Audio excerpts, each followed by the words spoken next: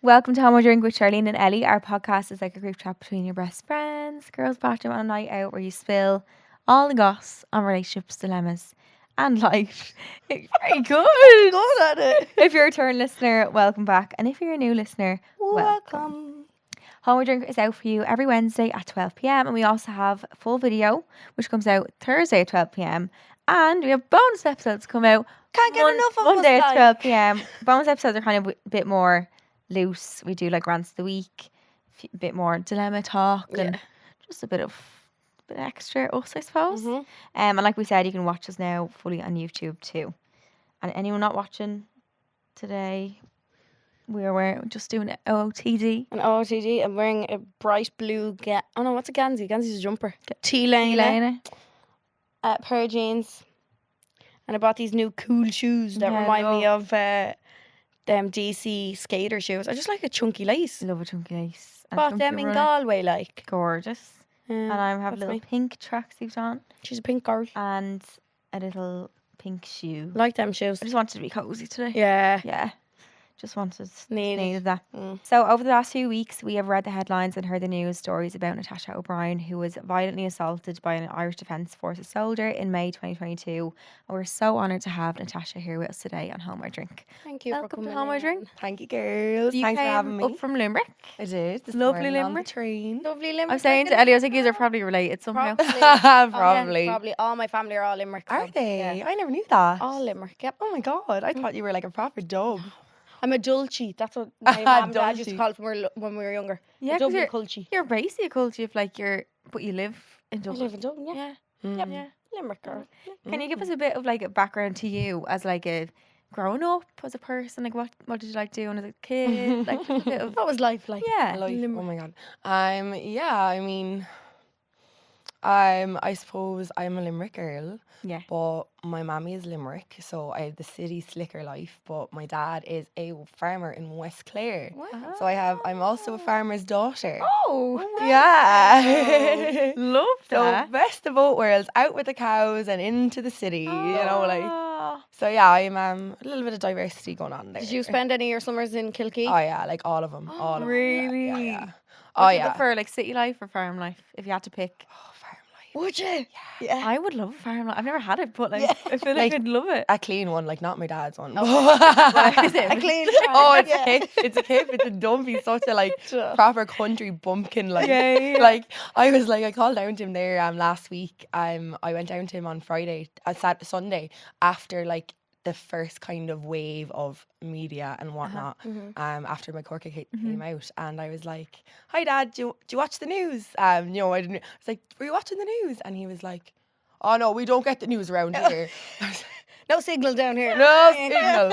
Like, So he just had no idea. Obviously no, you he told him, absolutely but- did. Yeah. Like, you was sending my mum articles, like, Yeah. but he was like, "No news down here. No. I might hear something in a few weeks." I was like, "Oh right, Jan, I'm going up to say hi to the bulls." Yeah, He was like, yeah. "Okay." Oh my god, you were a farm/city girl growing up. Yeah. Did you go to college or anything, or I did science in NUIG. Wow. I wanted to do nursing, Hey. but I actually missed the points by 20, and for some reason, science is less points than nursing. I don't get it. I thought that was like 600 points science and all. It's general science, so Okay. it's like there's a way bigger number there's a way bigger number that they like can allow for entry. Yeah. And I was raging like that I missed nursing because that's what I really wanted to do. Like, Really, yeah. But I ended up doing it for like 2 years, and then Yeah. COVID happened, Oh. and I was just like, I didn't love it enough to stay in it when we had to do it at home. Yeah. Do you know what I mean? I find So- that very hard. I think yeah. having to do it at home. Yeah, like I found it like, do you know, it was like torture enough sitting in the lectures. Like I was just like, I'm Yeah. not doing this on Zoom. I'm not. No. It was that's a So- whole new level of motivation Yeah. having to Yeah. do it, like pull yourself out of bed to do something you don't love No, as like well. yeah, it was like I felt I wanted it to be a stepping stone like into healthcare. Yeah. So yeah, I just left that and kind of just had that kind of relaxing lockdown, like we all, you know, it was a Were you crazy making time. them coffees? They've- on- Yeah, Oh, making yeah, it like yeah, foamy yeah. coffees and Oh, doing yeah. dances Yeah, and like I hear sounds and I get PTSD from it and all. I'm like, oh. Stop. That Doja Oh. Cat song. You wanna say so? So yeah. Oh my god, yeah. I was dancing on TikTok. I'm like, what? Like, I What? can't Me even too. dance. Oh my god, I was doing so many stupid We things. all I was lost doing our minds. I was doing the WAP and everything on TikTok. Oh. It's There's mad. like I still have a video on my account of me I'll be being watching it whacked later. drunk after like a night of like Zoom wine. Yeah, yeah. With Oh my the God, oh my girls, God, like remember? yeah, Zoom quiz drinks with the and all. girls. Yeah. That was a time. yeah. Myself and my mate Shauna, like we literally used to like we do the what was that? It was like that Kahoot, wasn't it? It was like this game in group chat. So like you do it on Zoom and you play this like game and it's like all weird questions and Oh, yeah. was it like Kahoot or something? No, it wasn't. It was like a different I game. can't think of the name. Oh, Where you get the app and then you just join. and you all ask parties. questions about each other and like all vote and it's like really it's so You funny. guess Like what one of your friends would be like the most. The most, Or like, That time of life was just like a fever Yeah. dream. How did we live through that? I also would low-key love to go back in there. Yeah, I for- know, yeah. I know, stop. Yeah. But then I was just like after kind of that period, it kind of got to September and I was like, okay, look, I actually really do want to do healthcare. So I ended up doing like a pre-nursing course in Limerick. And like it was mostly on Zoom, but I liked it way more. Yeah. And then we had to go into college every like couple of weeks for like practical stuff, like Okay. learn how to do blood pressure and all that stuff. But then I did my placement in a nursing home, and I loved it. I was in a nursing home.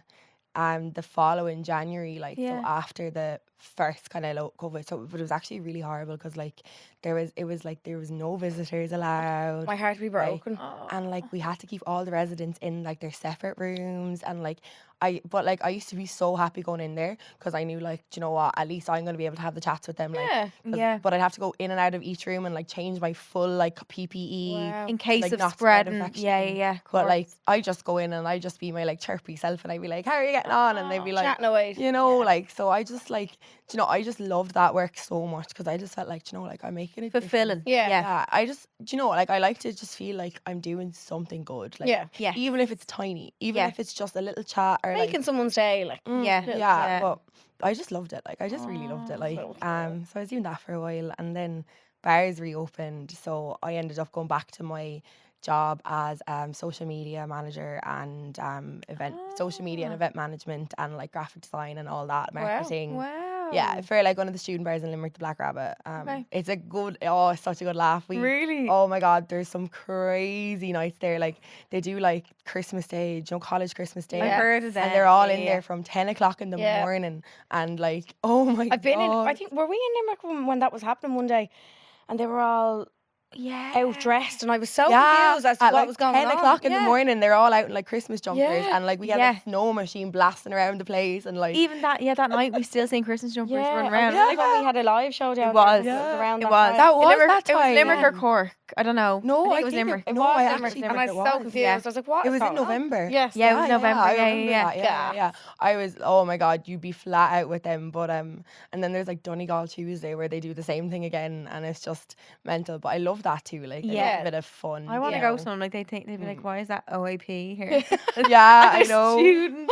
I know. Like, Denver in college. Yeah, I'd be standing up on the bar because I'd be doing a lot of promotion and getting content and stuff. Okay. Yeah. And I'd be like standing up on the bar with the rabbit head on, like giving out shots and Love stuff, that. pouring Coyote Ugly vibes, like, you know, like love it. Love. Loved Oh it, my like God. so, like that was kind of best of both worlds.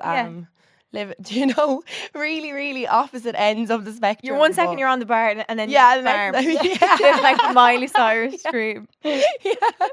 There's really no path in my life. no. It's just like Bit what of happens everything. is happening, you know, There's go no with in it. between. I love that though. Yeah. I feel like you've lived a lot of lives. Oh my God, done yeah. so All my much. friends say that. I'm like, did I tell you about the time I was in Argentina for 2 months and I went up to Paraguay and I was like doing voluntary work in like orphanages and slums and like they're like, what? I'm like, When? yeah, no, I'm actually fluent in Spanish. They're, what?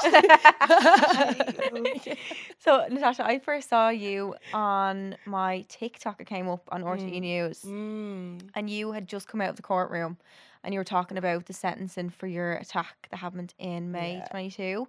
Can you talk to us a little bit about that attack and explain in your own words what happened that night? So I was working in the Black Rabbit. I was doing like my social media, my promotions or whatever. So like I finished up around, I'd say 12 or 1 or I can't remember. But Yeah, so my friend Shauna was with me, and we were like, her boyfriend lives down the road from me, so we were like, okay, we'll get a cab home together. Do you know? Because you know, as like a girl, you're told like not to walk around streets at night by yourself. It's dangerous. Yeah. Do you know? So that's kind of like, you know, we were just like, okay, we'll get a cab together. It's safer, you know. So we were like walking up the main street of Limerick, and just noticed there was like a group of boys in front of us, and they were like only like in their 20s, like 20, 21. Like they, do you know, they just looked like a group of normal lads. Do you know, like jeans and a few jerseys on. I think there was like a Liverpool game on or something that day. And then there was this like young guy, and he was like walking at the other side of the road. Oh my god, sorry. He was walking at the other side of the road, and they were just like, we were kind of in our own conversation for a bit, but then we were like noticed them then, and they were like roaring, like so aggressive, like shouting across the road at him, like calling him like really homophobic slurs. And like we weren't even like we didn't even think about it. Like we didn't, like we spoke about it after, but like we were kind of walking past them up to the taxi rank at this point, because they were kind of walking slowly or whatever. And we just didn't even think about it. Shauna was just like, lads, don't be calling anyone a, and then I was like, yeah, don't be using them kind of words.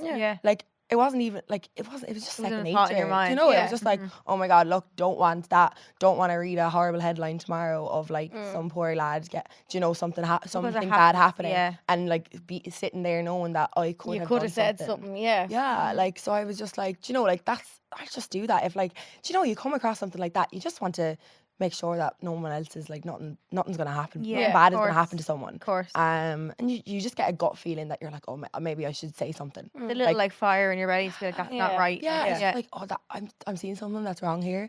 I'm just gonna like really like, I'm not gonna like make a big deal out of it. I'm just gonna be like, come on now, like, do you know?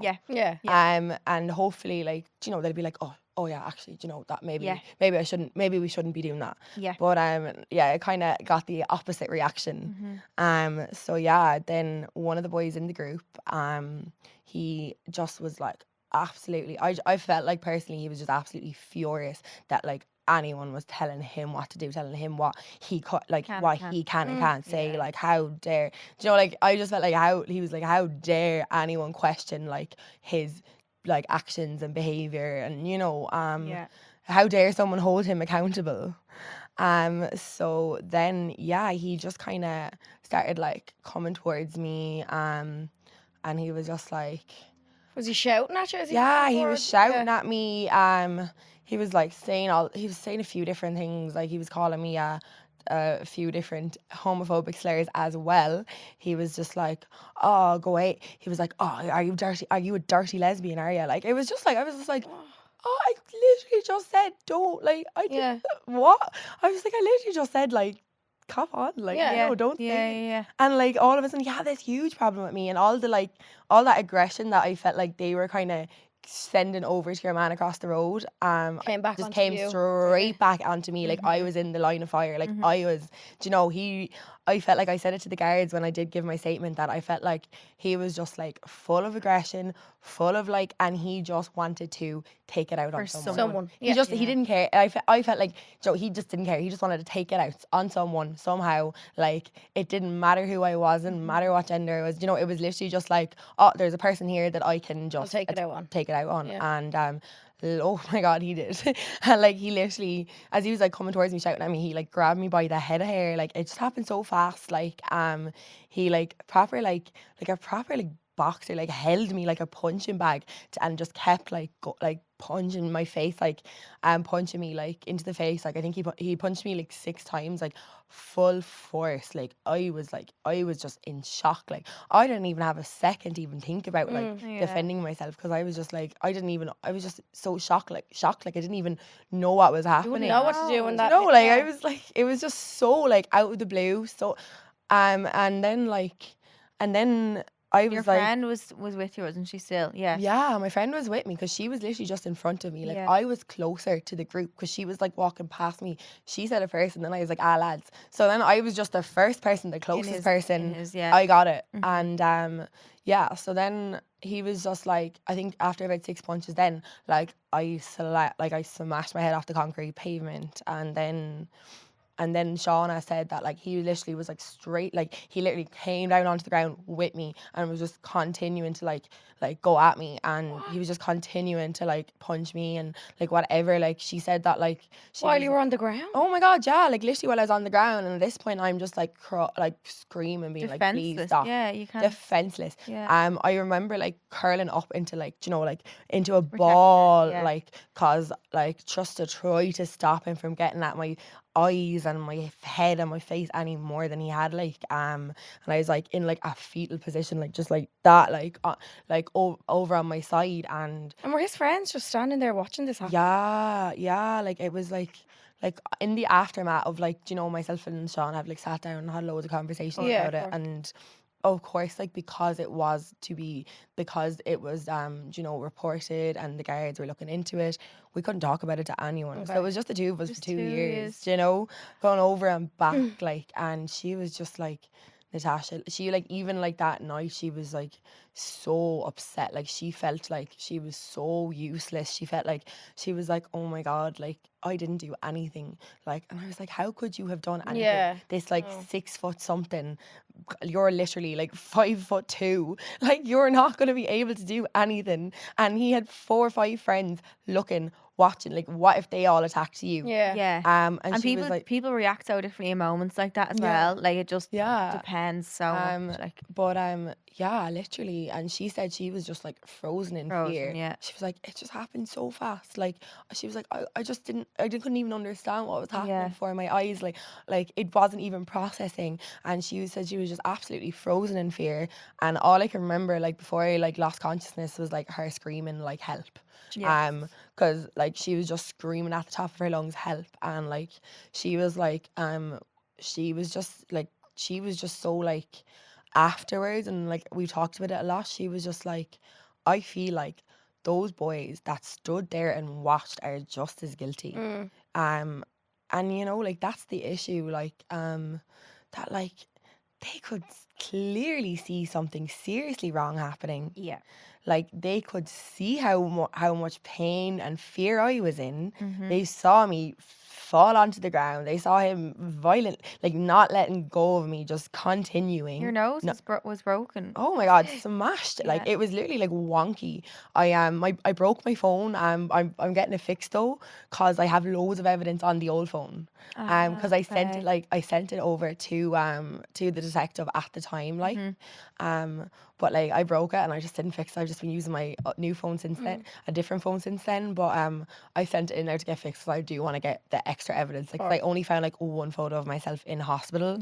But like it was so horrible, and like my eye was all like closed up, and like it was all crusty, and like and there was all lumps all over my head, and like it was actually like there was just like bruises all over me, like, you know, down my sides, all down my arms, from like obviously like protecting myself, like full, like just so bad, severe. And it was like it was just like, yeah, it was surreal. Did you just get up and walk away then? What did you do? Like, what was the out? Do you remember? You Shauna obviously, like she witnessed it all, and she was just like horrified. She said the main reason she felt like she couldn't jump in and help was because he was so like entangled in me, that she was like, she just didn't want to like do something and him to hurt me even more. Like if she like tried to like pull him away, would he hurt me more? Like she was just like, I don't. So she was just screaming. And there was like this like Dublin lad, he was down on a night out in Limerick for the night, and there's just this pub like a good bit down, like about at least 50 meters away from where this was happening, and around the corner. And he was telling Shauna that like after in the aftermath, like that he like literally heard her screams and sprinted down and just pulled him off me, because he just wasn't stopping. And no one else was stopping it either. No one else was stopping friends. it. No one else. Everyone was just looking on. Shauna was just so frozen in fear. She was 5 foot nothing. What was she meant to do?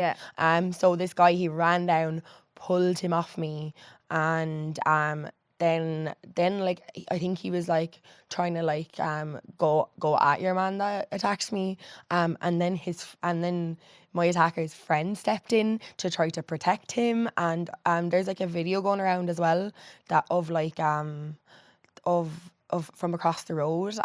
Someone else like took the video, but it's not it's not like the start of it. Like they have that on CCTV, but they kind of took out the phone as your man pulled him off me. kind of, So it's literally just like your man roaring at like my attacker, going, "You hit a girl," and he's just like, "So fucking what? So effing what?" Like, You you can say know. fuck, it's okay. Yeah, so, do you know, so fucking what, like, do you know, and he was like, "You hit, so what?" And like, I was just like, oh my, it's just so like chaotic. But like, fair play to your man that ran down and pulled him off thank me. God, honestly. Did you ever find out who he is or anything? So like, Shauna told me that like he was like really nice because I was just so concussed and like shocked Jesus, so that of like course. a lot of like You don't probably remember much of it. yeah, really. like I have bits and bobs like, and course, stuff that won't yeah. will never leave me, like, Yeah, you know. definitely. But like she was saying that like he hung around for ages to make sure I was okay, and was like chatting to the guards for ages, and he was like telling the guards, gave him all his details. He was like, "Look, I'm living up in Dublin, I work up in Dublin, I'm just here on a night out, but like I'd be happy to come back down again and give a statement if you want."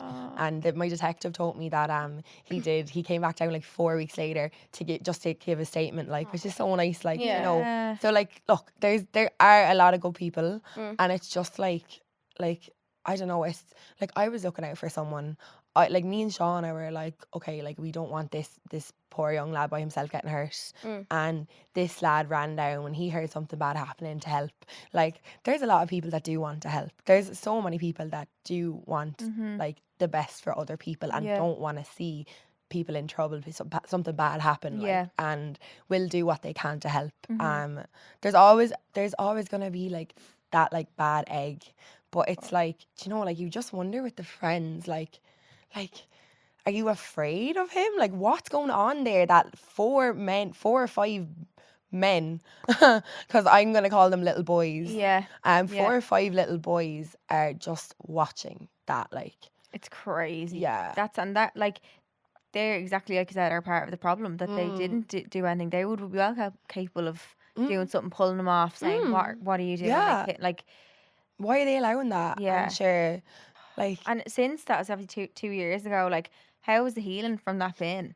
I mean, Obviously like. it's a huge thing to have to go through. Like, I'm so sorry as well that happened to you. I mean, like, yeah, I was in and out of the hospital for like 3 months. Like, do you know, it was like, there was just so much, like, do you know, I had to do, like, go into the ear, nose and throat clinic for, like, do you know, for check, like, a few different x-rays for my nose and like realignment. But I didn't have to get surgery, thank God. But like it was so wonky, like, and like, it was just it wasn't fun. And then I had to get like I had to end up about 3 weeks later.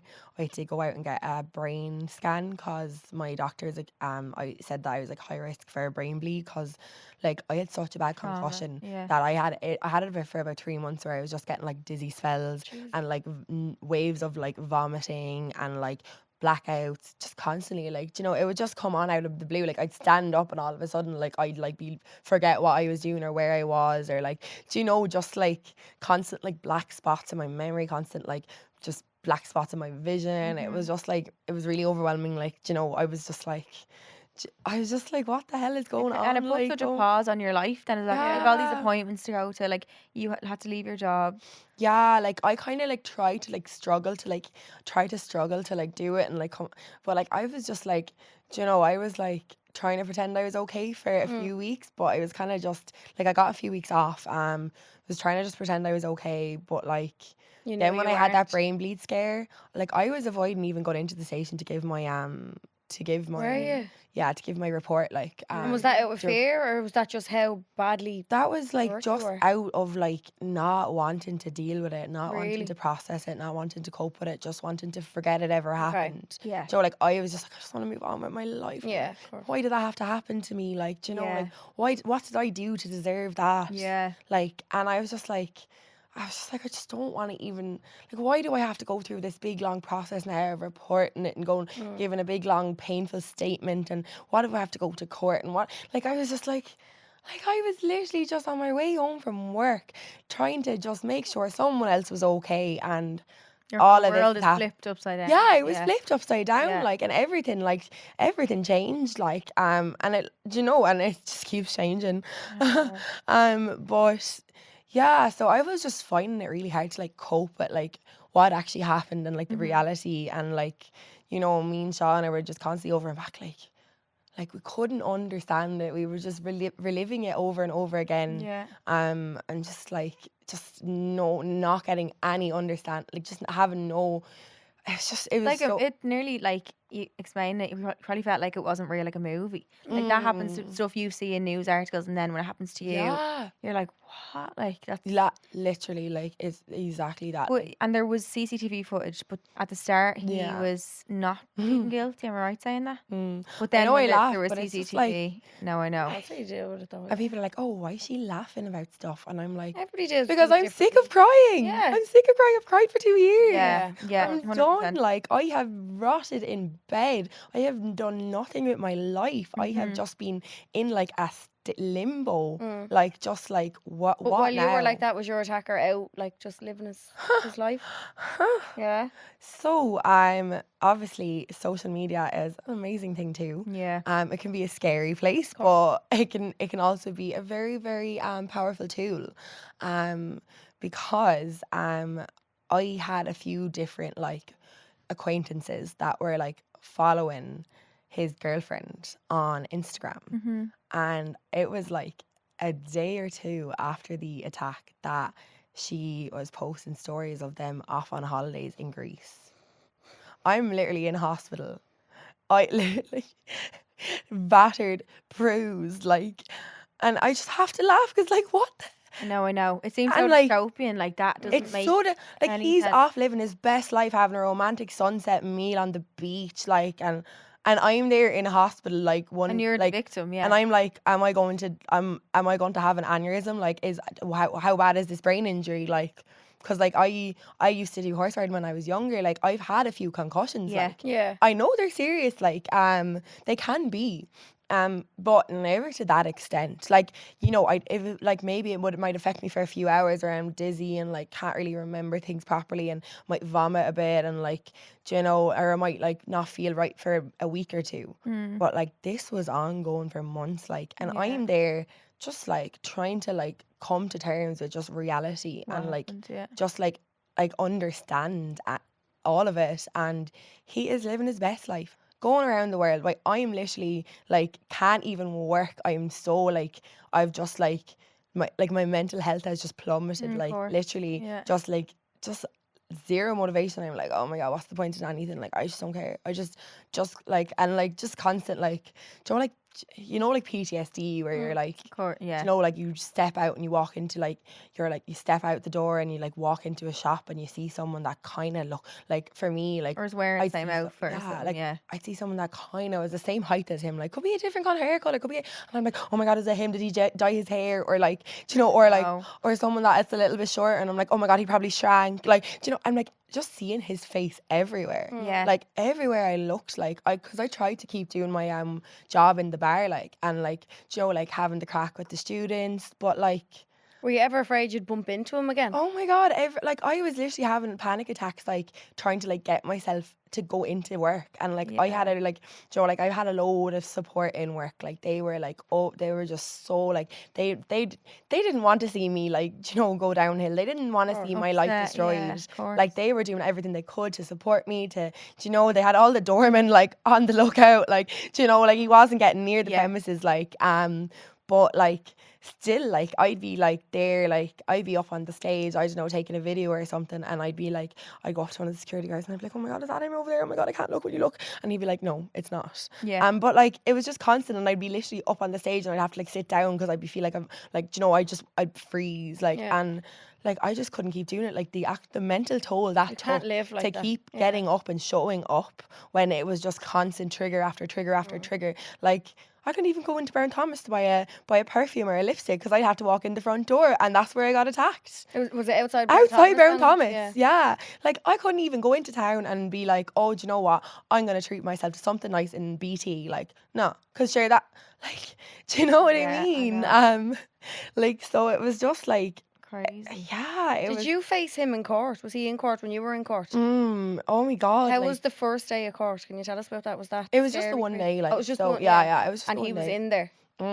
So like I kind of just like I just got like I kind of went into a bit of a shell. Like when everything just got downhill and I realised I can't keep pretending I'm fine. I can't keep trying to do these things because I'm just getting everything is triggering me. I'm just retreating slowly and slowly, and I ended up burning myself out because I was working. I ended up taking on another job, and I actually was working in a private retirement home for nuns on the weekends, and that was actually lovely. Like I loved it. I used to go into them on Friday, Saturday, Sunday, and it was just like detached from reality. Like they're all in the, you know. And Was that like your switch off time? it was like my switch off time where I was just, you know, like doing what, you know, whatever I was doing, like, and having the chats with them, and you know, and it was lovely. But I was just like, it was just everything just kept getting harder and harder, and I ended up like burning myself out from trying to distract myself. And so, like, I haven't been working now in a year because I've just been sobered from like constantly like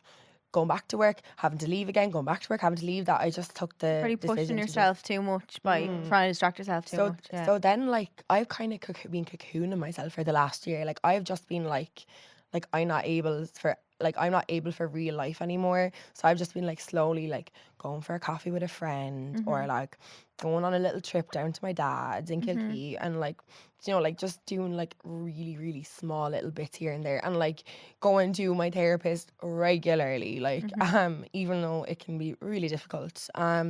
So then me and Shauna were like, what's going on with this case? Like, I haven't heard anything in a year and a half. Like, we gave our statements. That was and then you heard nothing. Nothing. You know, and the case, it happened, the court was about two weeks ago from today. So by the time this podcast come out, it'll have been 3 weeks ago. But it was only like less than 4 weeks ago that I was actually told that there was a case. Wow. He rang me, my detective rang me like 4 or 5 days before the hearing to tell me that there was a sentencing. Yeah. Are you kind of glad it was like shorter notice? Do you think you would have kind of it's kind of hard because like you are up in your head wondering what's going on, and like it does give you a peace of mind to know. Yeah. But at the same time, like from the second that I was told that I have the option, and I can, if I'm comfortable, to give a victim impact statement and basically write a little statement on like how it all affected me, like mentally, physically, like how I felt that night, how I felt since then, like just a personal account from my you know, to help the judge understand what it was like for me, the victim. And like I was like looking in like, what is a victim impact statement? Never even like didn't even know what a victim impact statement was.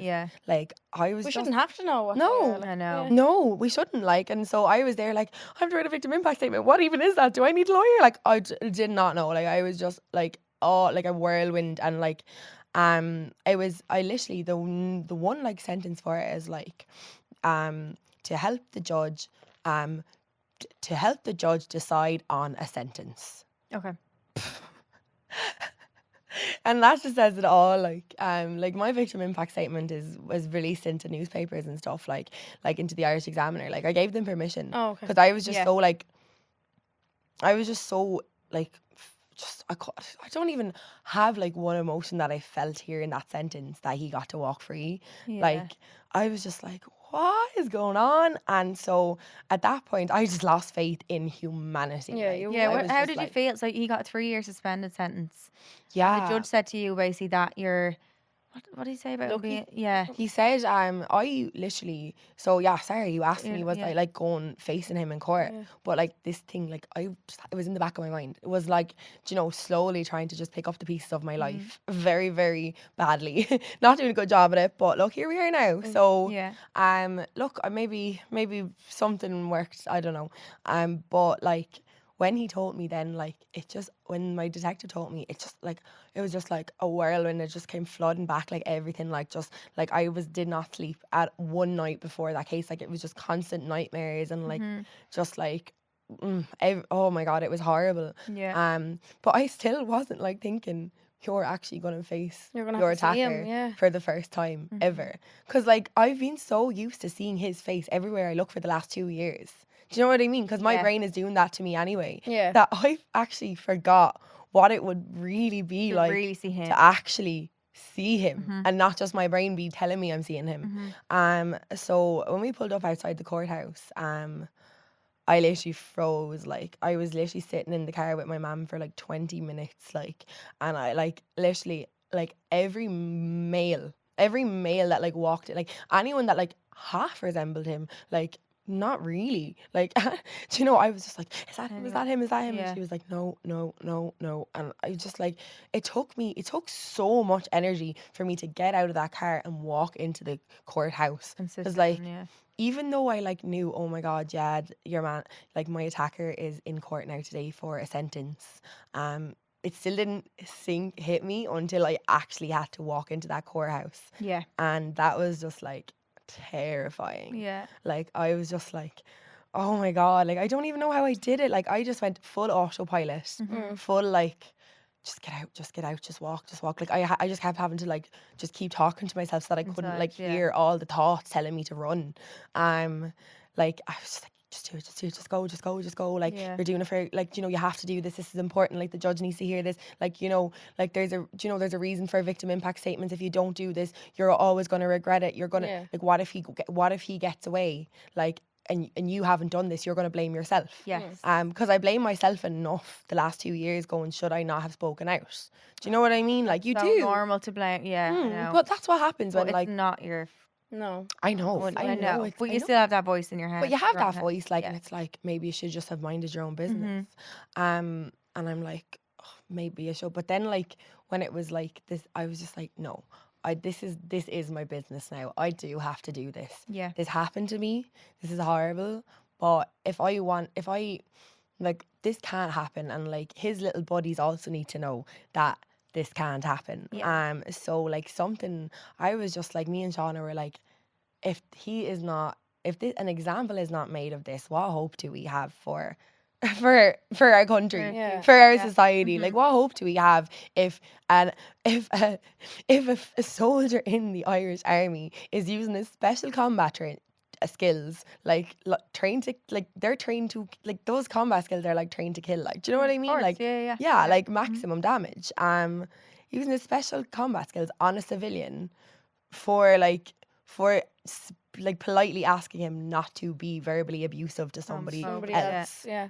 And so we were like there's no way. Like, there's the he lied when he first went into the to do his first statement. He was like, oh yeah, she attacked me.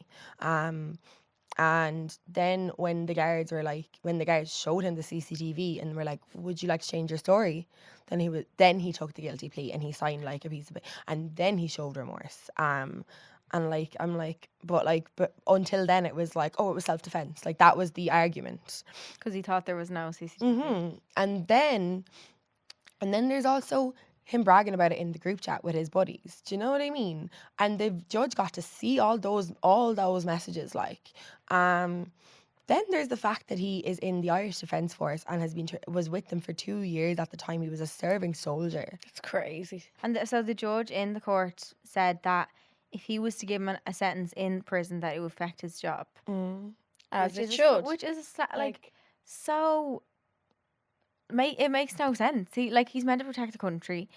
He attacked you, and then his job's getting put ahead of his job is prioritized over you. Your feelings, like, that's so, like, oh, it's a joke. I remember seeing your first video, and I was like, there was a ball of fire in my stomach. I was like, I think everyone felt the same seeing 100%. Your story. But like, that is just, and to any other victims after that, seeing that, you'd have no hope. You have no people hope. might not come forward as well. So were you told to expect a sentence, or did they say he might get this or that? Like, were you told anything like that beforehand? Like, we had like a 5-minute brief just before the hearing. Like, we just went into like a room, myself, the guard who was involved with me through it all.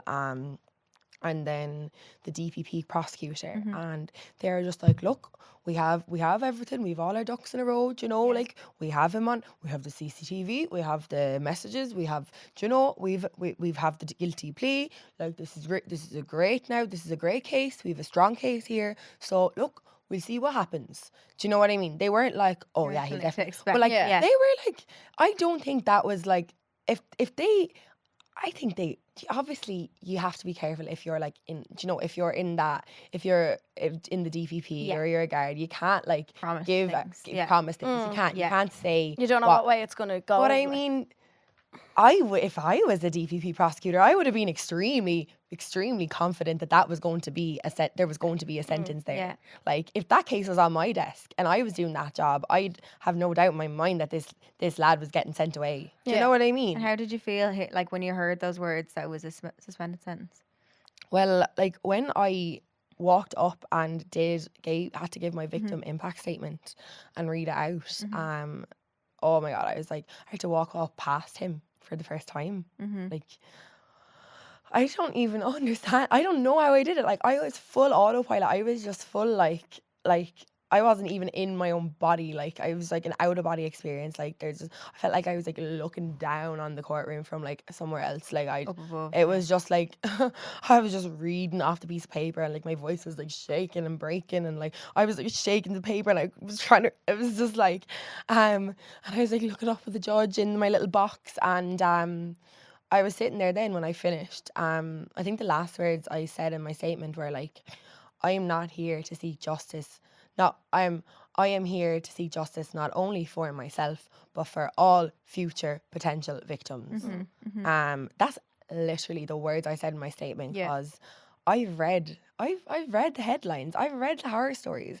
It's constant. Like there's so much violence. There's so many shocking like crimes and offences that you hear about and like attacks and like in the home, outside the home, men to men, men to women. Like it's everywhere. It's just rampant.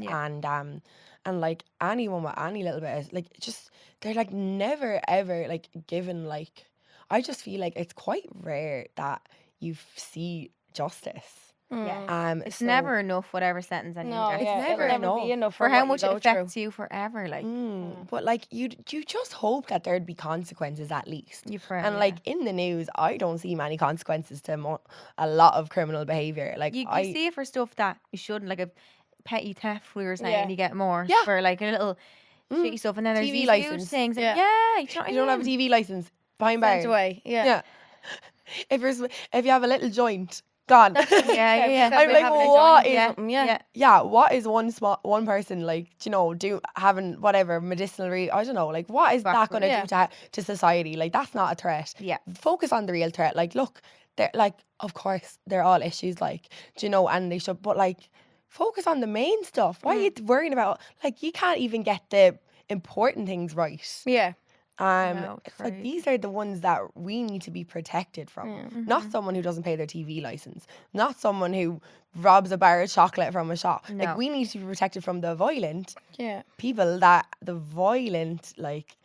just the violence in general. Like and like when someone does something like that, like it needs to like be public knowledge that like they go behind bars. Yeah, that's not tolerated. Like It's not tolerated. Yeah. And I know there's like some like zero tolerance policy like implemented for like gender based violence, but like Where? where? Like, There should just be a zero tolerance policy for all forms of violence. yeah.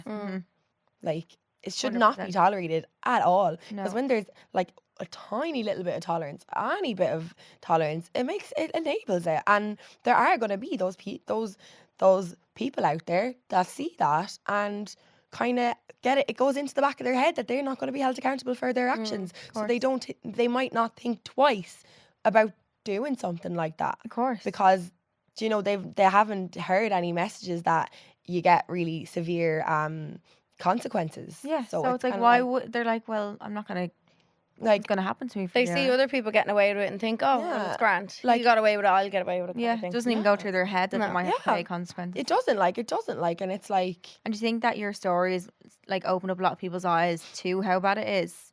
And, yeah. like, to realise that like shit, like even the stories you talk about that aren't yours, to open up and see that this goes on all the time. All That the it's- time. Like, I am a tiny little needle in a worldwide But you're haystack. doing an amazing job of voicing everything and being a voice. But I mean, like, I do, like, obviously I get a little bit of backlash, and I do not focus on negativity because No. there's so much overwhelming support, and it's amazing. Like, Yeah. and I have victims. I've had so many different victims, like male victims, female victims, like literally anyone and everyone. Reaching out, They come forward like telling me about horror stories they've had in the courts, because people aren't even talking about the violent behavior, the like sexual assaults, the violent assaults, that like the domestic abuse. People are just talking about what happens when you sit in that courtroom as a victim, and like you're just made feel like you're absolutely like worthless and invisible. Yeah. And your life, and the person who has attacked you,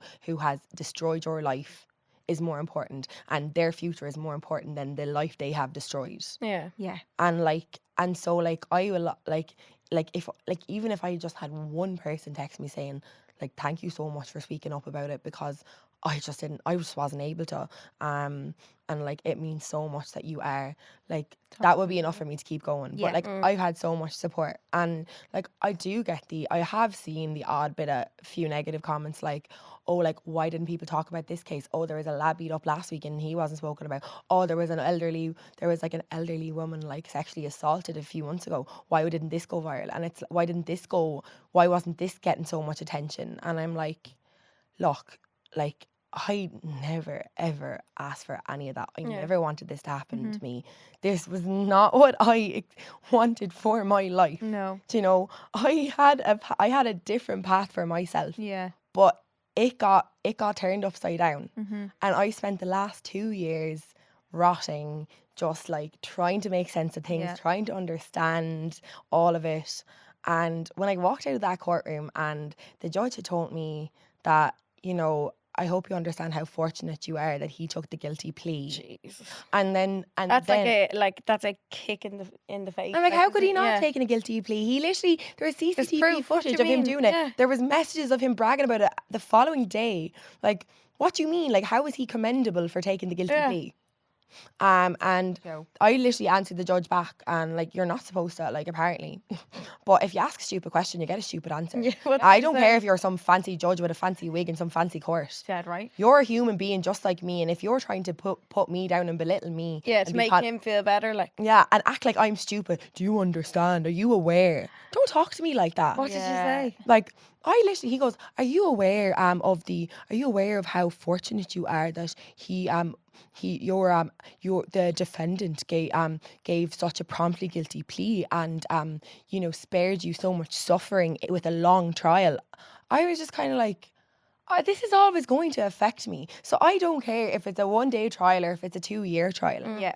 I am still not ever going to be the same after the initial fallout. Of course. And so, like, you know, it doesn't make a difference. Like, it really doesn't. Like, it's all traumatic. Yeah. And the way you're fucking speaking to me right now is the most traumatizing part of this entire experience. And like, I said that too, and people are like, oh my god, like, she's so dramatic, like, how is it, like, do you know, like, she got attacked and now she's going on about how the court was worse. Yes, it was. People don't know unless they've been there as well. Yeah. You like, and I didn't understand it either. Yeah. And when it happened to me, I was like, what the hell? How is this real? Like, how are these fancy judges up on their thrones who have these fancy degrees, these elites of our society playing God, talking to victims of serious crimes like that? Like, how is that allowed? Like, that is so messed up. Because when I went up and gave my victim impact statement, I sat back down, and sure, didn't his lovely, my lovely attacker's commanding officer in the Irish Defence Force go right up to that stand after me and say, well, when I heard about this, I was truly shocked, as he is such an exemplary soldier. He's such a polite and mannerly soldier, and this is truly out of character. I'd hope it's out of character to be someone with an But like, inch out of of their life. character or not, he did it. Like, Yeah. Why And does it's the like, character and think, it's like, I'm after saying I was an innocent victim. Like, I have done nothing to deserve this.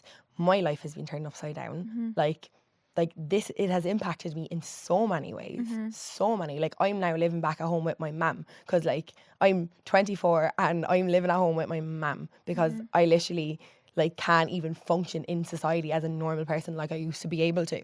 And like this commanding officer is going up telling this judge that like, do you know, like, oh, it was only a little mistake. He didn't, do you know, it's not like him.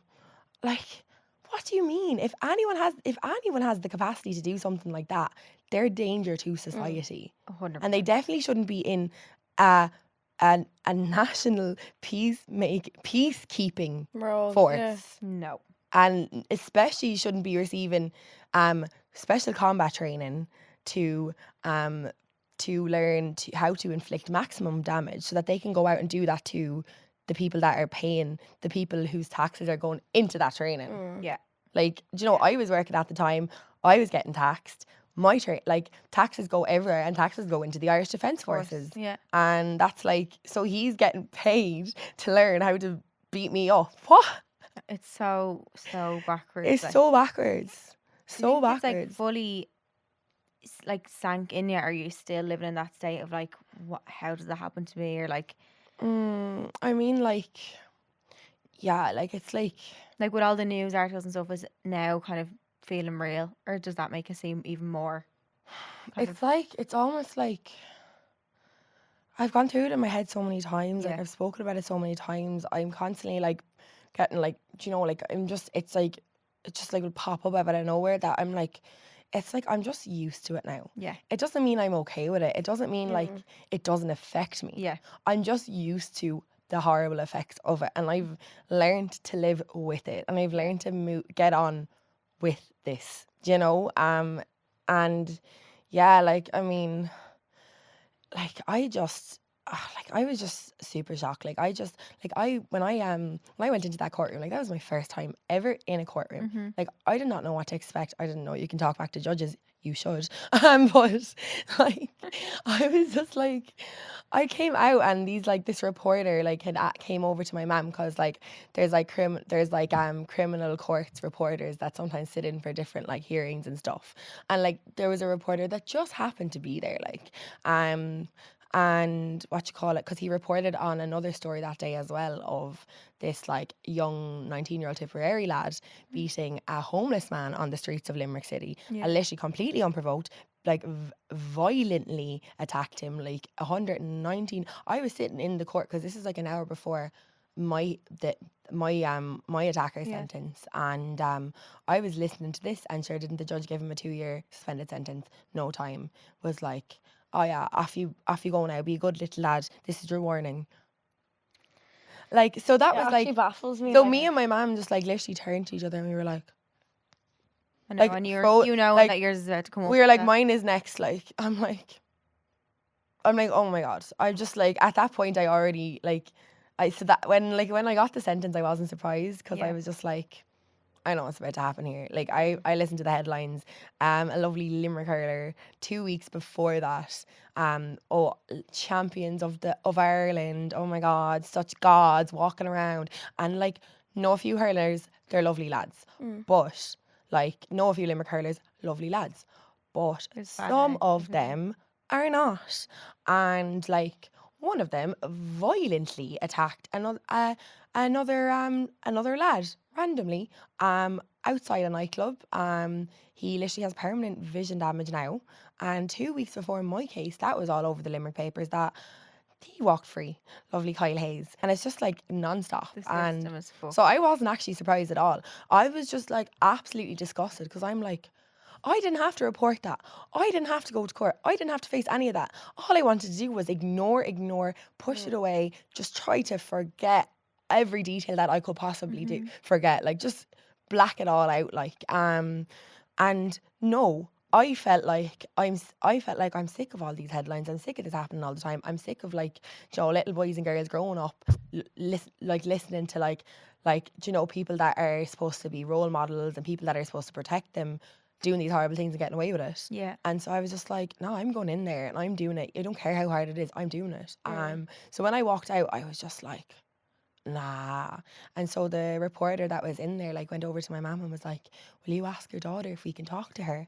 And I was just like, yeah, I don't care, whatever, ask me whatever you want, I don't care about anything anymore. I'm just so like, I don't give, like, humanity has just failed. It has failed. There is just like, you can ask me whatever question, I will tell you anything. I don't care where this goes. I've just lost all care for everything. Plaster my face over if you have to. I don't care. Don't care. And that was that video. And that literally happened. And I didn't think it would. I thought I was just going to go into the Limerick Leader website. Like our little local newspaper. I thought, oh yeah, that'll be a story now that a few grannies are annoyed about. Do you know, like I was just like, because he was like, oh, can I video you? Like, I'm not trying to put you under pressure. I was like, do what you want. I don't care. I was just so angry. Like, I was like, but I want a cigarette really soon, so make it quick. And but you can sense people's like rage through everything. Like, standing along with you and supporting you. So I'd say that's giving you a piece of kind of, like, you'll never get over it, obviously. But is the support from people really helping you? It's nice, like, it's amazing. Like, there's so much support, like, and like, I couldn't possibly imagine, like, do you know, like, I'm just a normal girl from half Limerick, half Clare, do you know, that just wanted to do a bit of nursing and didn't have these, like, didn't want to be this, like, public spokesperson for, like, a global problem, because, like, it's a problem in Ireland, but, like, I've been on BBC, UK, like, talking about it. Like, like, there's a few American media reporters that have reached out, like, so this is global. Like, I've support from all corners of the world now texting me being like, oh yeah, our systems are also fucked. You know? And I'm like, oh my God. And it's like, when it happens to you and when you experience it firsthand, you just realise how bad it is. And like, and that's why I was like, oh my God, like, what I went through, that was terrible 2 years ago. Awful. But what they did to me in that court, what everyone, like, so many people failed me. And just like, that was what I was like, there are so many other people that have been through this, and there will be so many people that have to go through this, because that's life. But like, that's what that's the reality of life. Sometimes you find yourself in these horrible situations that you wouldn't wish on anyone, but you do. And the least you can hope for in all of that is justice, like, for them just to get it, and them just to, like, put the victim in the middle and think about how the victim feels. Think about how this has impacted the victim, and stop worrying about a hurling career or a rugby career or an army career or anything, because it's not just like, it's not just people in, like, powerful positions, like that young that 19-year-old lad that beat up that homeless man, like, and an hour before my hearing, he was a nobody to no one. Like, do you know, he wasn't like anything of him. Like, he had no, like, do you know, status or anything. And sure, he got it. He walked away too. So, like, it's not even just if you have a few career people behind you, or if you have if you're involved in some important, I don't know, if you're involved in something that might have a bit of power. Like, no, anyone and everyone that does these things gets away with them. Do you know? And I was there's a girl like that, her sexual assault case came out the same day that I was in court. So my article didn't come out till the following day, but I went home and I watched Blana Rally. I was chatting to her a little bit, and she's a doe, like, she's such a sweetheart. Another amazing woman. Like, it's so hard to speak out about these things, and sexual violence is, like, so vulnerable. Like, I just got attacked on the street. Like, it wasn't, like, intimate, like, you know, and, like, to speak out about something like that and wave your anonymity and go out and, like, look for that is, like, so powerful.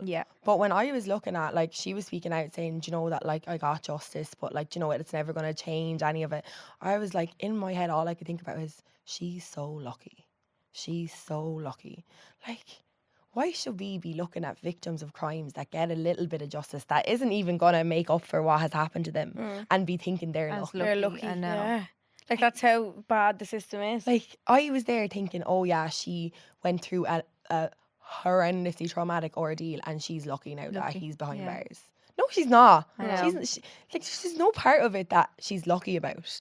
Like, she'd have been lucky if it didn't happen in the first place. And I would have been lucky if none of this happened in the first place. And now that, like, the DPP have, like, announced that they're putting my case up. Yeah, how do you feel about that? People are like, oh, that's so great, aren't you delighted? Like, and I'm like, what? I'd be delighted if our society didn't allow this behaviour to happen in the first place. Like these criminals, these serious offenders wouldn't be out there doing whatever they wanted to if the court was putting them away, and the court was also proving to society that there is no tolerance for this. If they were held accountable, other people might think twice before doing something that 100%. They can't take back. You know what I mean?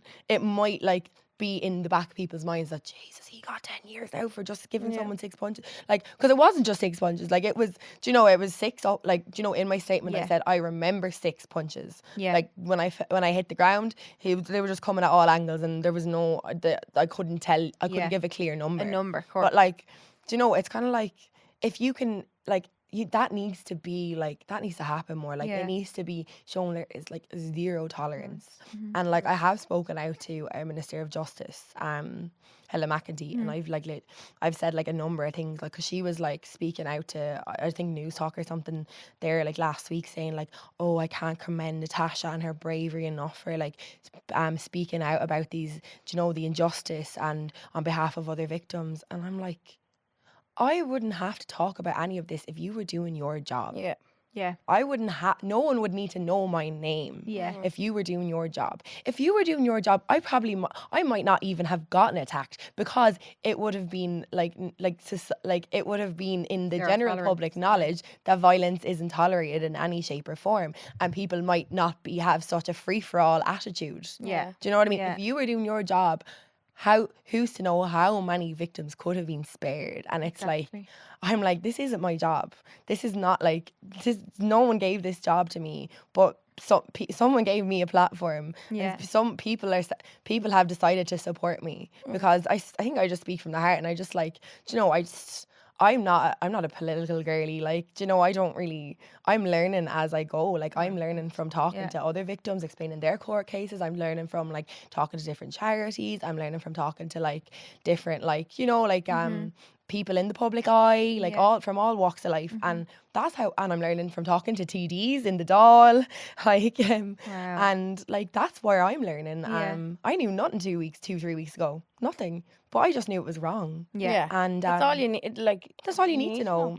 Yeah. Wrong. So it's just like, that's why I'm gonna just keep speaking up about it. Yeah, is that keep the conversation going, and like there's backlash now, and it's like, okay, she's made her point. Like, can she like, she's made her point. Like, we know what happened, we know the story. Like, okay, like why is she so important? And I'm like, I'm not important at all, but I got this platform and I'm gonna use it. You're using your voice, and I'm not gonna let people forget about it. No. Like, because people don't want to think about the stuff that's people want to like get on with their lives, and they don't want to be like depressed by like all this, like, you don't want to be just constantly like run down and depressed, going, oh my god, there's no hope.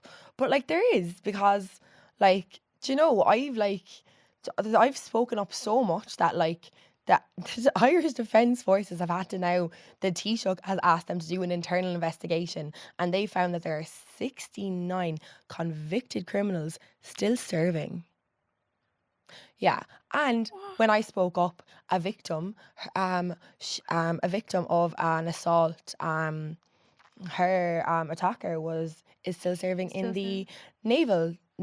He's a naval soldier in the Navy, and he received a suspended sentence. So like, that should be a given that they cannot still serve. Like, that do their job. Yeah, crazy. Yeah, and it's like, oh my god, like, just like, stop milking it, like, stop like going on about it, like, we know what happened, get over yourself. And I'm like, okay, so do you want to just like, do you want me to just sit there and shut up and wait for it to happen to the next person? That's what because I don't really want it to happen to anyone else. And someone who might say that, then if it happens to them, they like, people are very ignorant to stuff that isn't directly affecting them, but if it happens to someone they love or themselves, then it's an issue for them. But if you keep speaking about it, then like everyone will know how shit the system is. Because you're not aware of it until you're ever here. Yeah. No, properly. You're not. Like, you don't know how bad it is until you're in the middle of it. So I'm like, just trying to use my voice and my personal experience to like warn people that don't understand how bad it is to like try to really get it across and like wake up, lads, like this is how bad it is. Like like like we're living in an anarchy, like, do you know, it's like a proper purge. It's just a free for all and nothing is done about anything. Do you know what I mean? And like it's very, very rare that something is done about it, and when something is done you think, oh God, aren't they very lucky?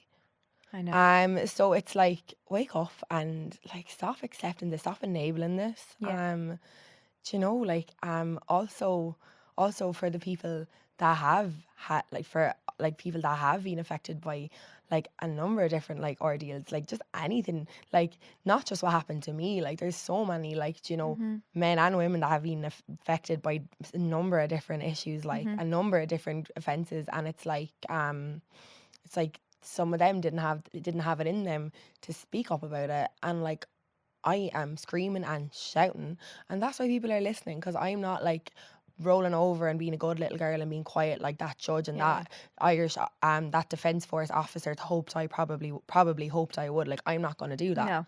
Like, do you know, like he tried to like the lad, your man who attacked me, tried to shut me up that night. And the judge tried to shut me up that day, and now there's a lot of negativity and they're trying to shut me up, like, because they're kind of like, oh my God, we're sick of it, like you're everywhere, like I'm sick of hearing it. Oh, her voice is starting to annoy me. I felt sorry for her for about 5 minutes and now she's just getting on I'll get on my nerves, like, and like to that I just say, like, if it happened to you, like but there's also people that have, there's also like people on social media that are like claiming that they've been victims of crimes, and they're like, well, I have PTSD and I'm not like that. And like, do you know, like she's smiling and laughing in that video at that protest, like it's funny, she's loving the fame, she's loving the attention. I would love if this had never happened and I could just get on with my life and go to that nursing home and be tiptoeing around, but I couldn't do any of it. I had to rot in bed for 2 years. So I have all this energy now, I have all this anger, I have all this like frustration, I have all this like fear for like for everyone, this can happen to anyone and everyone, like, and I have this like, and it's all like there, and I'm like, I need to do something with it. I need to, and I'm getting an opportunity to do something with it, so I'm going to do it. So I'm not going to shut up, and I'm sorry if I don't like act like a traumatized victim just because I'm a strong woman. Well, everybody is different.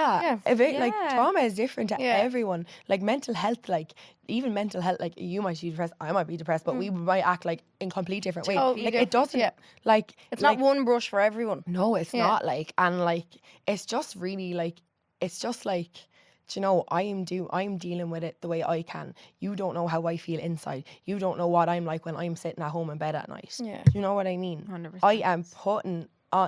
I am putting all of my effort and my strength into trying to make this any little bit better for the next person. Yeah. Because what I went through, I don't think any human should have to go through that. And that's what happened to me in that course. Like, do you know what I mean? Like, it's just like amazing. It's just like treat people like humans. Yeah. Do you know, like, why is one human life and one human's future more important than someone else's?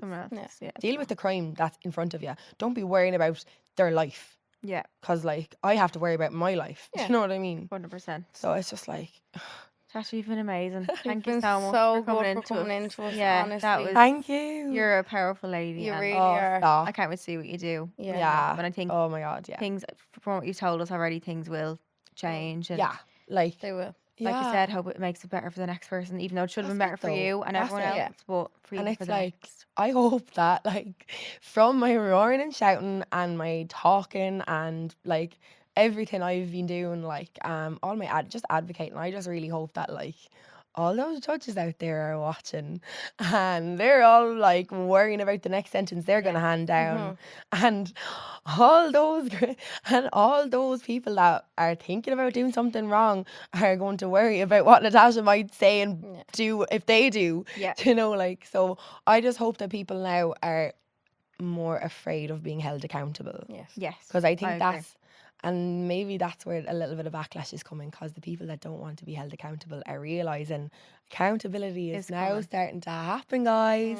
So if you you know, like Well, we'll be behind you. Yeah, there's 100% of the way. There's too many good people in this country that are like not having this anymore. We're like, that's the last one now. We keep saying not one more. Like, do you know, Aisling Murphy, like just not like the list goes on. But what happened to Aisling Murphy? It was only like 3 months before I was attacked. So like that's kind of like do you know, like that could have been me. Do you know, like I know. and that goes through your head too. Yeah. And it's like, I've lived to tell the tale. I'm here right now. Like, so do you know what? Like, I have to keep doing it. Like, and do you know, I have to keep moving forward. And like little bits are happening. Like conversations that people are like in the Dáil, in the government, like they're kind of like, they know there's issues, but maybe they're being a little bit lazy, kind of going, oh, we'll deal with it when we have to. They have to deal with it now. Like I was sitting in the building last week, like looking down on them, going, what are you gonna do? They were all looking up. They were like looking up, be like.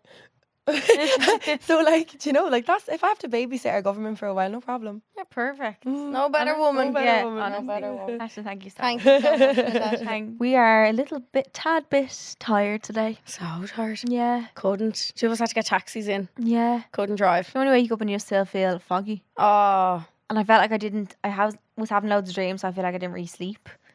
No, I couldn't sleep last night because I watched that whole DCC cheerleaders. Oh my god, I finished that too. Well, I have to finish the rest of the last episode. We turned it off. It was like 1:10 and me and Quiver were lying there and I was like, okay, we need to turn it off now. I was crying. Oh my god, I want to be a cheerleader. Yeah, same. But I also don't have I wouldn't have the stamina for it.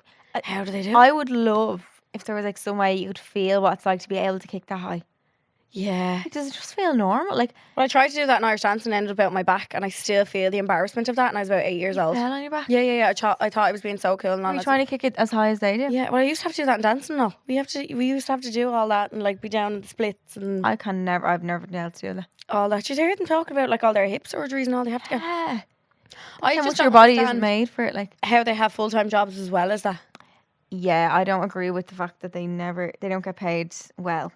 That's mental. That fucking company football team has so much money. They're billionaires. The players are on so much money, and it just seems very sad to me that the girls aren't even enough. Even just like, they deserve so much, but like they should at least be able to be covered so they don't have to work another job. Yeah, that should be their full-time job. That's a lot of work. Yeah. They work the weekends then for the games.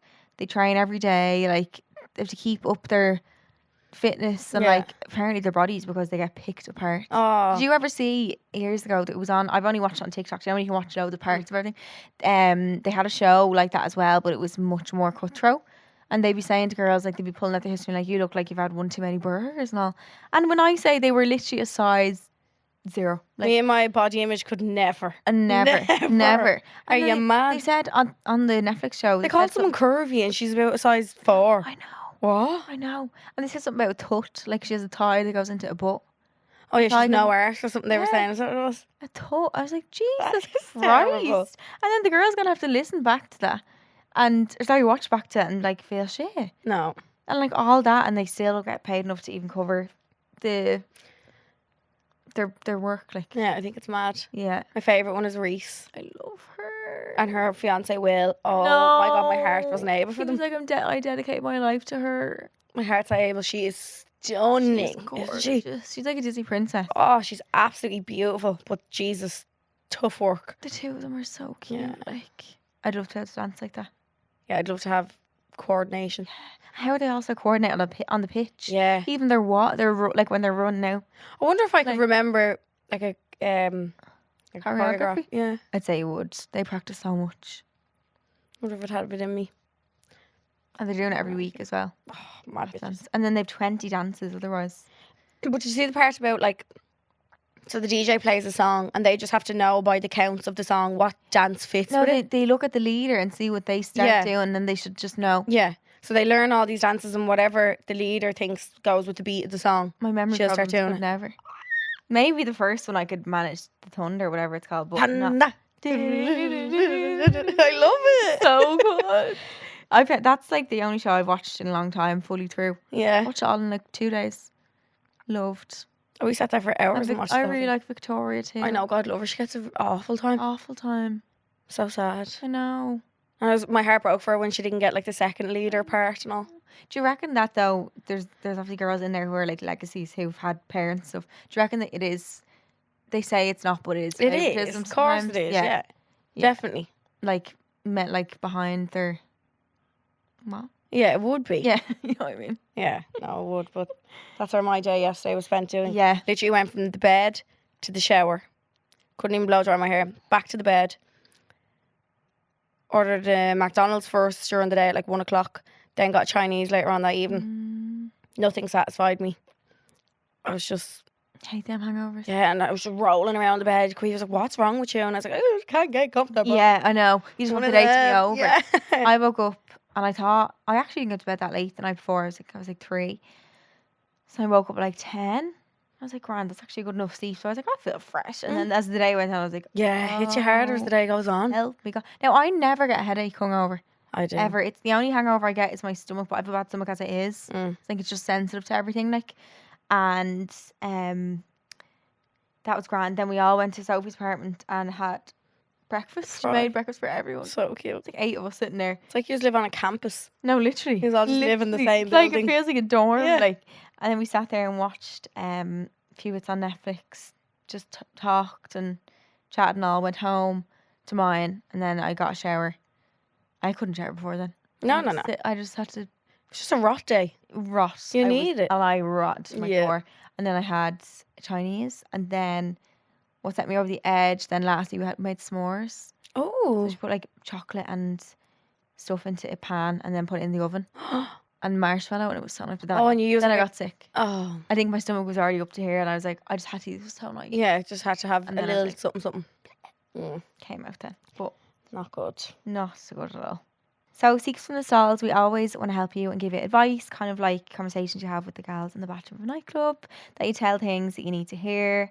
Have them chats. Definitely had a few of them chats. Even people I met like at Longitude and everything like that. It was just actually I forgot about Taylor Swift as well. Taylor Swift too. Yeah, we had a lot of them chats, but this is where you get to answer your dilemmas in full and really talk through them. So you can send them into homeordrink@GoLoudNow.com if you have any dilemmas that you want to talk about. Literally can be anything. So let's get straight in. This one is, hey girls, I'm really stuck in my relationship. I really love him, but he's so up and down and it's draining me mentally. He has weeks where he's the best man a woman could ask for, and weeks where he comments on how my body could be better and how he likes other women's bodies more. My fucking God. And how men I was with before only wanted to use me. Jesus. This is so hard because I love him so much, but he does not seem to care about me half as much. And every time I try to leave, he does all the right things to make me stay. Since being with him for the past 2.5 years, I've become so insecure I don't even like myself anymore. Please help. Girl, get out. Get the hell. A man should never make you, a relationship should never make you feel more secure the longer you're in, or more insecure the longer you're in it. If anything, it should do the opposite. You should feel more secure. In yourself. And he should be, right, like, picking you up. He should be giving, like, literally worshipping the ground you walk on. Not doing the opposite. Like, that's what a hater does. Your boyfriend should not be your number one hater. What the fuck? Like, never. But I think it's so easy when someone keeps coming back and is like, oh, I'll change. So you're so right. Like, he might say, oh, sorry. Like, you're right. I won't say that again. And then he does it again when he has you back and he knows he had you back. So I think writing down stuff as you go and having them as a reminder for yourself when he's telling you all the good stuff again to try and get you back. Because sometimes when they start doing the good things, it's like, believe it. You're trying to protect yourself and you start nearly making yourself forget the bad things. 100%. Yeah, because you want to always see the good in your partner, especially like. Yeah, and it's easier in short term. It's always easier to stay, as in like for you, because you're like, oh, but I don't want to deal with the breakup, or like it's hard to leave him. But it's only in the very short term that feels easier. It's actually not, because it's actually in the long run it will do you so much better to leave. The person that hurts you can't fix you either. Like they can't. They can't. The person who's hurting you the most can't be the one to help you back up again. Like, yeah, that would be draining. And I feel like as well, you probably don't look at him the same, even though you think you might. Like, there's going to be a tainted version of him in your head. After someone says stuff like that to you, like, how can you look at them like you did before all that? That's your fella saying your body could be better. Like, yeah, that is not a man. That's not a good boyfriend. No, that's not. Leave. I say leave. It's not love. No. Yeah. And when he tries to do all this lovely stuff to keep you, like Charleen said, write it down, remind yourself of all the shitty things he's doing. Remember why you're leaving. It's like he's nearly trying to break her down so she doesn't go anywhere else nearly. Self-sabotage. Yeah.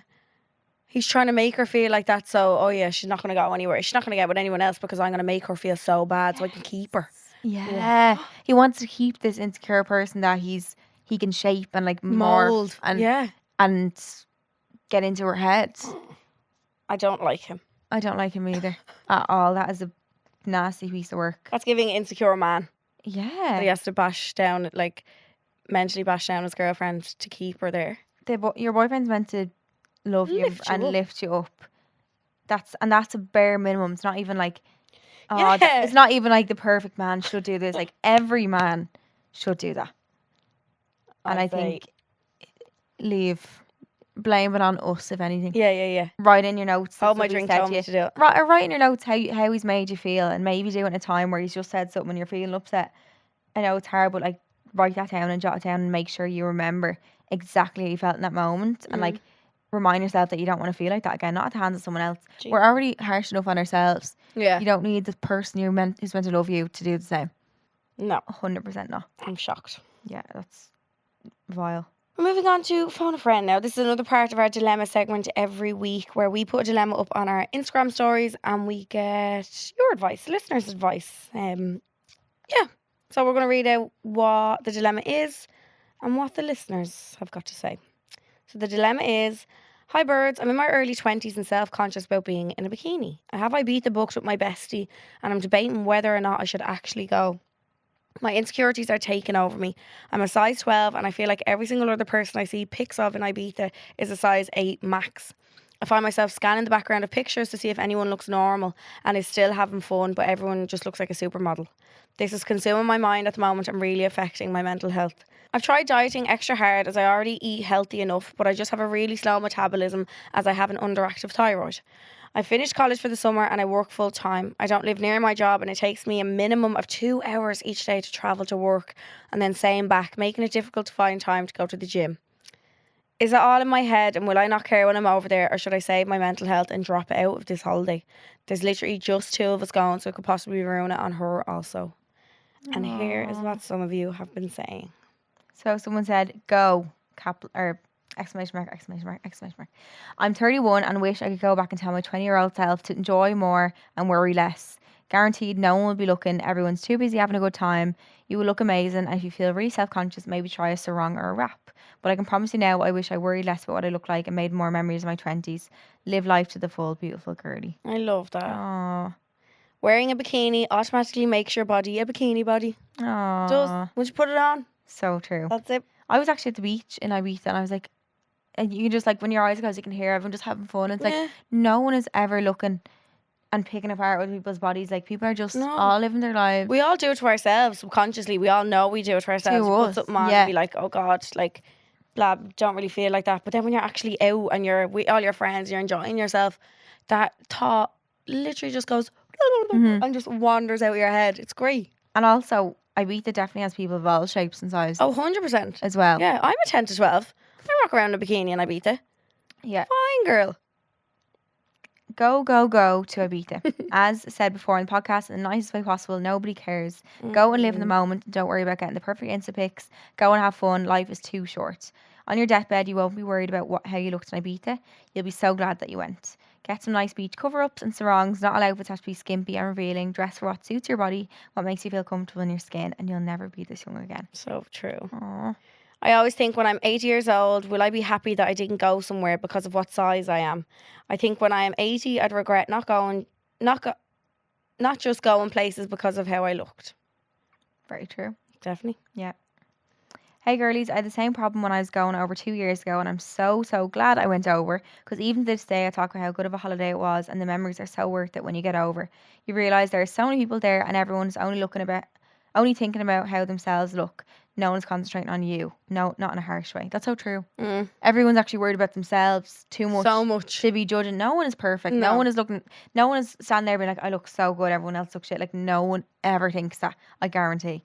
But everyone is self-aware of how they look, so don't let social media photos affect you going, because when you're there it's a whole different vibe and you'll love it.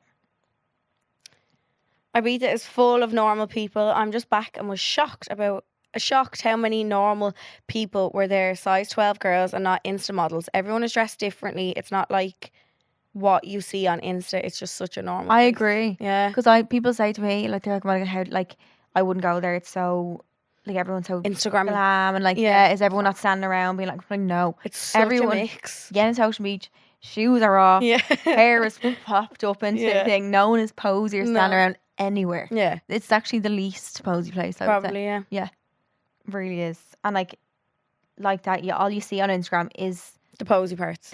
Yeah. Because that's what people are posting. That's what they want to share. But then, yeah exactly. Oh, this is a really big one. My advice would be outfit choice is the number one thing that can be used to help you feel confident and comfortable. Beach cover-ups can be so helpful in hiding certain areas where you might be more conscious. Dress for your shape, not just to fit in with the Ibiza aesthetic. Remember, comparison is the thief of joy, so make an extra effort not to fixate on other people's bodies. Try shift the focus on creating lifetime memories with your friend instead. Not every photo has to go on social media, so try be in the moment and let go of the need to be photo ready for the whole holiday. My worry if you don't go is that your mental health might get worse because you miss out on the opportunity. Also, if you have such a long commute to and from work every day, it sounds like you need the holiday. Yes. So true. So true. I think you'll feel worse if you don't go. You'll feel worse thinking that, I should I went, like, is that it will actually build up in your head. Like, you'll feel worse for the next time then because you didn't go. I think you'll feel worse in yourself, but you'll also feel worse for your friend as well. Like, if it is only the two of you going, you pull out, she's not going to go on her own. So you'll feel guilt for your friend not being able to go then. Yeah. You'll feel bad about yourself that you made the decision to pass out on a holiday because you're conscious of how you look. Yeah. No. 100%. When you look back and you're older, you'll wonder why you cared so much. Just because everyone looks like that in photos doesn't mean they do in real life. Nobody else can see the number on the tag of the clothes you wear, only you. Don't let a number define your summer. Go to Ibiza and have an absolute ball. These are making me so These emotional. are so cute. Go and have a ball, girl. The girl power. Yeah, you're going. Deserve. And you will send us a pic of Ocean Beach. Yeah. Give us send a little video of the party going on. Yeah. And we will just have a drink for us or 10. Yeah. We're going to pick one high, which is our peak, and one low, which is our bleak, for peak and bleak of the week this week. And the only way we usually do it is negative first and positive after. Yes. My only negative is that I feel a bit tired today. Yeah? That's, Your nail? Oh, my nail. I only noticed it now. Maybe she could say that about That was pretty sad. I was opening a can of chewing gums and it was so hard to open, and then I just went bing. Oh. And I was like waiting because it bled, and I was like waiting to see if it was sore. I didn't say it, and I was like, oh, that's fine. Oh. That's fine. But I need to get them redone. So I need mine done bad. Oh, what's get next? I love the almond shape lately. Yeah, almond girly. Yeah. Well, I went short and square. Love. Don't know. I kind of went short again. Sausage fingers. So cute. And the leopard and all. What's wrong with me? Very cute. Yes. What's your peak? Sorry, bleak, I mean. My bleak is that I was shaving my legs and I shaved my ankle and I took a chunk. Yeah. Like, it looks like you got cheese grater. Honestly. It's like a hunk if you know, you know, one of those things. Or like, do you ever shave your Achilles heel? I never shaved down that far. Oh, I have to. I just go the whole way. Is it not the bottom of your back of your foot? Like that part, like there. Oh, sorry, yeah. Like maybe just a little bit higher than it, like, would you ever shave that? And it, like, the razor, like, jumps on your... No, it makes me sick. So I shaved my, like, ankle the other day and took a chunk out of my leg. It's really sore. And then when I put a plaster on it, I put the sticky part on the cut. So when I ripped it off, it's just a constant cycle of skin coming off. Yeah, basically, like just ripping skin off my legs. So that's my bleak. It's really painful. I need to get lasered on. I'd rather be just a smooth girl all the time. Just like I want to be like a sea lion or a dolphin. Yeah, I just find like I hate that you have to. I wish you could just get it once and be done. Oh yeah. Once. I'm really bad at going back to appointments. Yeah. I just end up being like, it's grand, then I just go. I'll get it. And then I just don't go back. Yeah. My peak is that I'm jumping out of plane in 3 days. Is it 3 days? 3 days. Fuck off. Yeah. Is it? I don't know if it's a peak or extreme bleak. No, that's anyway, a peak. What's wrong with for you? a charity, so That's unbelievable. I'm so proud of you. Cause, Are you shitting it? Yeah. No, you'd be grand. The adrenaline will take over the scariness of it. It will. Can't believe I wish I was behind the person who I'm with. Like, I literally jump out first, basically. Mm-hmm. Do you do like a tumble? No. Hope not. Probably. No, I don't think you do. You'll be fine. Yeah. So you're free falling for a few seconds and then they do the parachute. Yeah. Sure, you did the parachute thing when we were skiing. Yeah, not at 10,000 or 13,000 feet. How far were you for the skiing one? 300 meters. Oh, okay. Still, either way, the fella would have been dead. So. Yeah. Fine. So if you hear me again on the podcast, I made it. Yay. She's alive. My peak is that I got a new tattoo Oh yes. on the back of my neck. Gorgeous. Me and my sister finally Little got sis. our matching tattoo. Was that what you're all I was gonna get? We didn't know what we wanted. Oh. We got our ears pierced first. Oh yes. In George's Arcade. Is that the first time we got second lobe? Yeah, oh my imagine God. 28 years old and I got my second lobe done. Love. So we got our ears pierced, then we were walking by Dublin Ink and I was like, it's kind of a bit of a carnage day. Yeah. I was like, come on, let's go. Let's do it. She was like, okay. So we went in and she was like, what are we getting? And I was like, I saw this joke on TikTok. Come on, we get it. So I just showed her and she was like, yeah, lovely, we'll get it. Oh, and you both got the same place as well. Yeah, top of our backs kind of. Very cute. Yeah. Big sis and little sis. Big sis, little sis. Forever ingrained. into you. Yes. Got new Love it. tattoos, new Sore or piercings. The middle of it kind of was like on the bone, like on my It's your spine. Yeah. Any bones. Is Yeah. sore. So, Tatted girl. oh my god, I'm such a rager Right. now. I'm actually such a rocker. What's going on with me? You get the sleeve neck. Can't stop getting random tattoos. Uh-oh. Did you tell her about the last one? No. Oh, no. No. No. Now you have Not about yet. 10. You have about 10. Yeah, tell you know what. Thank you so much for listening, guys. That's us. And a huge thank you again for Natasha for Yes, coming on. biggest thank you. Yeah, she's so good for coming into us. Mhm. You can go back to listen to our bonus episode from Monday, Home or Drink Extra Juice. So make sure to listen back to that one now before a new bonus episode next Monday. Don't forget you can watch us on YouTube now as well. Hello to the cameras. Full video released every Thursday at 12. Make sure to like, rate and subscribe to the podcast.